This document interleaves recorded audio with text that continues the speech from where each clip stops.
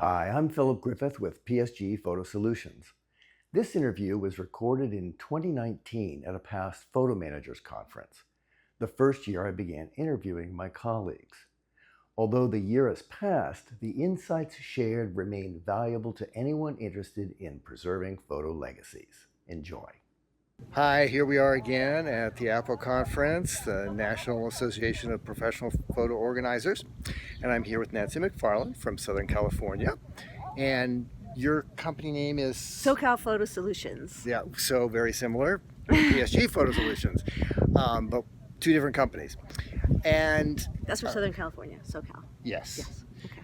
And Nancy was in Southern California where all those fires were, and so I'd love to tell me about what you did for clients with those fires, either before the fires or after the fires. Okay. I had a client, she wasn't a client yet, somebody was referred to me whose house had just burnt down from the Malibu fires.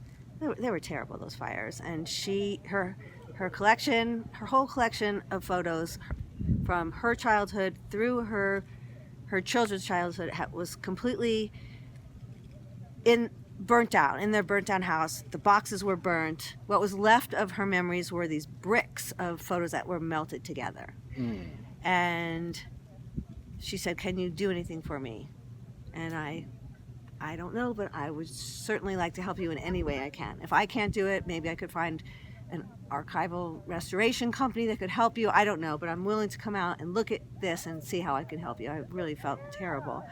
So I went to her, what was left of her home, and she had these boxes of burnt photos, and I took a course on, actually it was a course on flooded photos, wet damaged photos, not fire damaged photos, but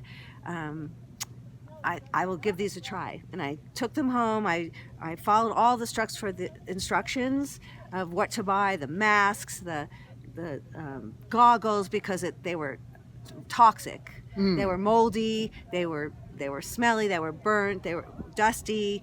You couldn't be around them for very, very long without your mask and your goggles on.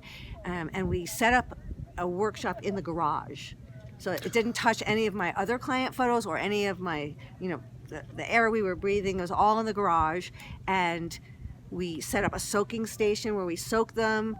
Who knew you could soak photos? But we put these bricks of photos into the just water and soak them, some of them for over a week.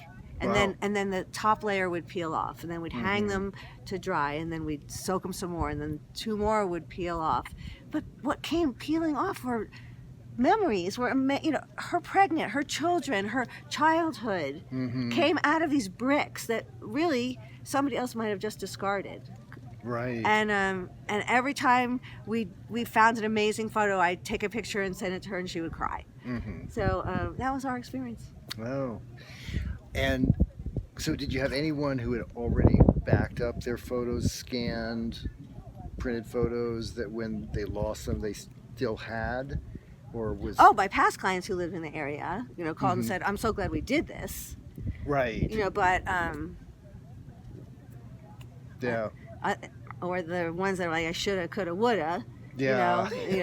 I wish we had. Okay, so do it. Yeah. Do it now, because you never know. You don't get much warning about these kind of things. Right. So that would be my tip to everybody. Okay. This is the time. Great. Well, thanks, and we'll Okay. talk to you again.